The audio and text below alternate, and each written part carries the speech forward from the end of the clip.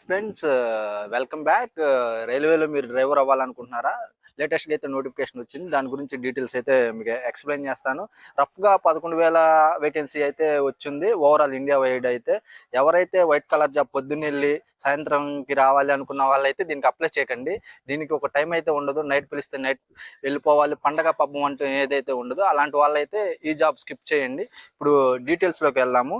దీనికి అప్లై చేయడానికి ఆల్రెడీ అయితే డేట్ స్టార్ట్ అయిపోయింది అనమాట. మనకి 15th నుంచి ఇదైతే అప్లికేషన్ స్టార్ట్ అయింది.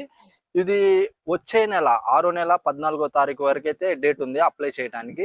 ఎవరు ఎలిజిబుల్ అనేది కూడా నేను ఎక్స్ప్లెయిన్ చేస్తాను. ఏజ్ వచ్చేసరికి యూఆర్కి 30 సంవత్సరాలు, యూఆర్ ఈడబ్ల్యూఎస్కి 30 సంవత్సరాల వరకు ఉంది. ఇంకా మిగతా క్యాస్ట్ వాళ్ళకి వాళ్ళ కేటగిరీ బట్టి అయితే ఏజ్ రిలాక్సేషన్ కూడా ఉంది. ఓబీసీకి 3 years, ఎస్సీ ఎస్టీకి 5 years అయితే ఉంది. ఎవరు ఎలిజిబుల్ అనేది అయితే చెప్తాను అప్లై చేయడానికి. మెయిన్గా ఐటీఐ వాళ్ళు, లోయెస్ట్ క్వాలిఫికేషన్ ఐటీఐ. ఒక ఐటీఐ జాబ్తో స్టార్టింగ్ 70-80 వేలు శాలరీ వచ్చే జాబ్ ఏదైనా ఉంటే రైల్వేలో ఏఎల్పి, ఇంకా ఎయిత్ పే కమిషన్ వస్తే డైరెక్ట్గా 1 lakh శాలరీ అయితే ఐటీఐ చేసిన వ్యక్తి మనం డ్రా చేయొచ్చు శాలరీ అనమాట. ఐటీఐ, ఇంకా డిప్లొమో, ఇంకా బీటెక్. ఐటీఐలో కూడా అన్ని ట్రేడ్లు అయితే ఎలిజిబుల్ కాదు, ఒకసారి చెక్ చేయండి. ఫర్ ఎగ్జాంపుల్ వెల్డర్ ట్రేడ్ ఉంది, అది ఎలిజిబుల్ కాదు. సివిల్ ఉంది, అది ఎలిజిబుల్ కాదు. కోపా ఉంది, అది ఎలిజిబుల్ కాదు. మ్యాక్సిమం ఏదైతే ఫిట్టరు, ఎలక్ట్రికల్, మెకానికల్ రిలేటెడ్ ఏ ట్రేడ్స్ ఉన్నా దానికి ఎలిజిబుల్ అవుతారు. ఇంకా డిప్లొమా కూడా సేమ్ అనమాట.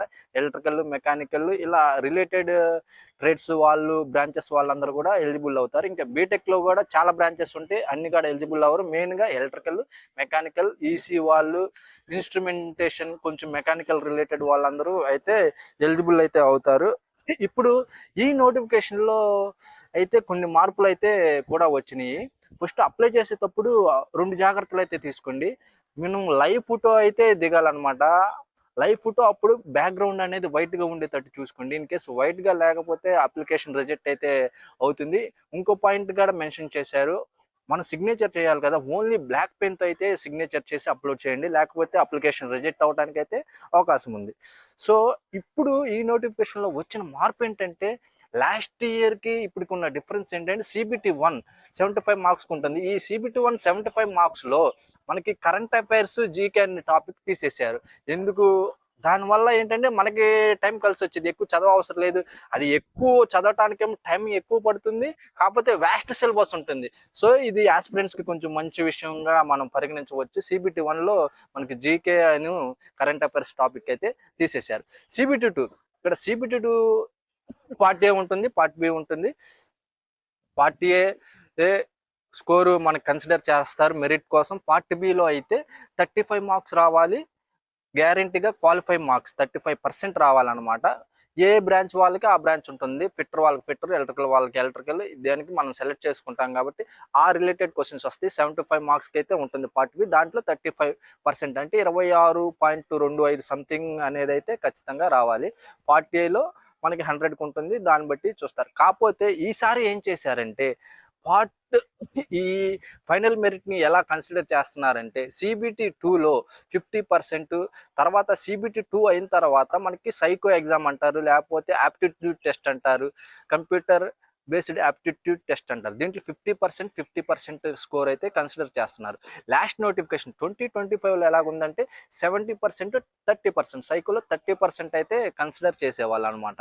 ఇప్పుడు ఏమవుతుంది, 50% వల్ల ఏం జరుగుతుందంటే కొంచెం చదువుకున్న వాళ్ళకి స్కోరు తగ్గే అవకాశం ఉంది. ఎందుకంటే వీళ్ళు ఇక్కడ 70% స్కోర్ చేయటం వల్ల ఎక్కువ స్కోరు యాడ్ అయ్యే అవకాశం ఉంది. ఇక్కడ దీనికి ఎక్కువ టైం కేటాయించటం, ఎక్కువ స్కోర్ చేసుకోవచ్చు కొంచెం బాగా చదువుకుంటే పార్టీలు. ఇప్పుడు ఏమవుతుందంటే మనకి CBT ఉంది కదా, computer based test, aptitude test ఉంది కదా, దాంట్లో 50% అనేది అది స్పీడు, యాక్యురసీ, మనం ఎలా డెసిషన్ మేకింగ్ చేసుకుంటున్నాము అలా ఉంటుంది అనమాట ఈ సైకో టెస్ట్లో. ఇది తక్కువ టైంలో నువ్వు ఎంత బాగా చదివినా ఒక్క సెకండ్ ఏదైనా తప్పు చేస్తే నీకు ఇక్కడ ఎంత మంచి స్కోర్ వచ్చినా కానీ నీకు ఫెయిల్ అయ్యే ఛాన్స్ ఎక్కువ ఉంటుంది సైకో CBT టెస్ట్లో.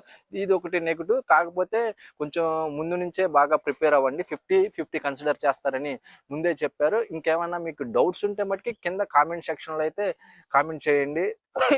మీకు నేను రిప్లై అయితే ఇస్తాను. All the best everyone. Thank you.